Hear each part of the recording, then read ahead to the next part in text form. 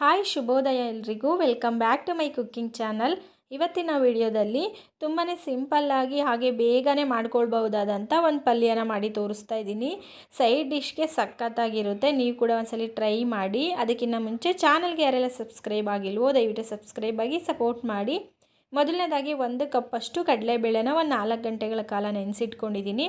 Time ಇಲ್ಲ ಅಂದರೆ ನೀವು ಕುಕ್ಕರಲ್ಲಿ ಒಂದು 3 ವಿಸಿಲ್ ಹೊಡೆಸ್ಕೊಂಡು ಬೇಯಿಸ್ಕೊಂಡು ಸಹ ಈ ಪಲ್ಯನ ಮಾಡ್ಕೊಳ್ಬೋದು.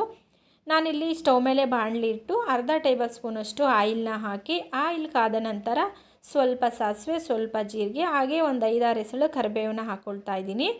ನಂತರ ಖಾರಕ್ಕೆ ಬೇಕಾದಷ್ಟು ಹಸಿಮೆಣಸಿನ್ಕಾಯಿ, ನಾನಿಲ್ಲಿ ಒಂದು 3 ಮೆಣಸಿನ್ಕಾಯಿನ ತೊಗೊಂಡು ಹಾಕಿ ಫ್ರೈ ಮಾಡ್ಕೋತಾ ಇದ್ದೀನಿ.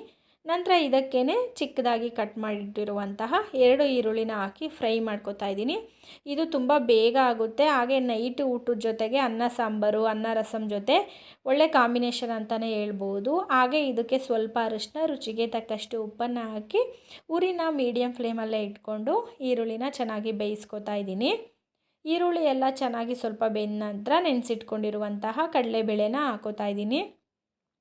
ನಿಮ್ಮ ಹತ್ರ ಟೈಮ್ ಇಲ್ಲ ಅಥವಾ ಕಡಲೆಬೇಳೆ ನೆನೆಸೋದು ಮರ್ತೋಯ್ತು ಅಂದರೆ ಕುಕ್ಕರಲ್ಲಿ ಒಂದು 4 ವಿಸಿಲು ಕಡಲೆಬೇಳೆನ ಕೂಗಿಸ್ಕೊಂಡು ಬೇಯಿಸ್ಕೊಂಡು ಸಹ ಈ ಥರ ಒಗ್ಗರಣೆ ಮಾಡ್ಕೊಂಡು ಬೇಯಿಸ್ಕೊಳ್ಬೋದು. ಚೆನ್ನಾಗಿ ಒಂದು ರೌಂಡ್ ಎಲ್ಲ ಮಿಕ್ಸ್ ಮಾಡಿದ ನಂತರ ಉಪ್ಪು, ಅರಿಶಿನ, ಖಾರದೆಲ್ಲ ಒಗ್ಗರಣೆ ಚೆನ್ನಾಗಿ ಮಿಕ್ಸ್ ಮಾಡ್ಕೊಳ್ಳಿ. ನಂತರ ಇದಕ್ಕೆ ನಾನು ಸ್ವಲ್ಪ ನೀರನ್ನ ಹಾಕೋತಾ ಇದ್ದೀನಿ. ಅಂದರೆ ಅದು ಮುಳುಗೋವಷ್ಟು ನೀರನ್ನ ಹಾಕಿದ್ರೂ ಸಾಕು, ಚೆನ್ನಾಗಿ ಬೇಗ ಬೆಂದ್ಬಿಡುತ್ತೆ. 10-15 ನಿಮಿಷದಲ್ಲಿ ಈ ಪಲ್ಯ ಆಗೋಗ್ಬಿಡುತ್ತೆ. ಕಡಲೆಬೇಳೆ ಚೆನ್ನಾಗಿ ನೆನೆಸಿದ್ರಿಂದ 10 ನಿಮಿಷದಲ್ಲೆಲ್ಲ ಕಡಲೆಬೇಳೆ ಬೆಂದೋಗ್ಬಿಡ್ತು. ಊರಿನ ಮೀಡಿಯಮ್ ಫ್ಲೇಮಲ್ಲಿ ಇಟ್ಟು ನೀವು ಇದನ್ನು ಬೇಯಿಸ್ಕೋಬೇಕಾಗುತ್ತೆ. ಒಂದು 10 ನಿಮಿಷ ಆಗಿದ ನಂತರ ಸ್ವಲ್ಪ ಬೆಂದಿತ್ತು ಕಡಲೆಬೇಳೆ, ಒಂದು 70% ಅಷ್ಟು ಚೆನ್ನಾಗೇ ಬೆಂದಿತ್ತು.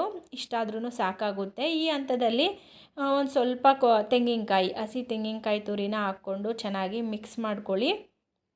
ಮತ್ತೆ ಒಂದು 2 ನಿಮಿಷ ಬೇಯಿಸ್ಕೊಂಡ್ರೆ ಸಾಕು.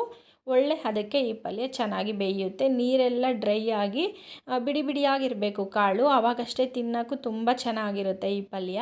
ನೋಡಿ, ನೀರೆಲ್ಲ ಡ್ರೈ ಆಗಿ ಕಾಳು ಕೂಡ ಚೆನ್ನಾಗಿ ಬೆಂದಿದೆ. ಈ ಹಂತದಲ್ಲಿ ಕಟ್ ಮಾಡಿ ಇಟ್ಕೊಂಡಿರುವಂಥ ಕೊತ್ತಂಬರಿ ಸೊಪ್ಪನ್ನು ಹಾಕಿದ್ರೆ ನಮಗೆ ಒಂದು ರುಚಿಯಾಗಿರುವಂತಹ ಕಡಲೆಬೇಳೆ ಪಲ್ಯ ರೆಡಿ ಆಗುತ್ತೆ. ನೋಡಿದ್ರಲ್ಲ ಎಷ್ಟು ಈಸಿಯಾಗಿ ಬೇಗ ಮಾಡ್ಕೊಳ್ಬೋದು ಈ ಪಲ್ಯನ ಅಂತ.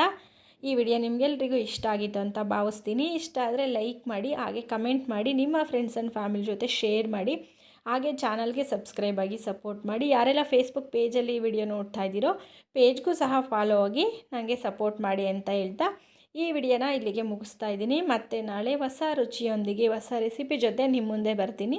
ಅಲ್ಲಿವರೆಗೂ ನಮಸ್ಕಾರ, ಶುಭೋದಯ ಎಲ್ರಿಗೂ.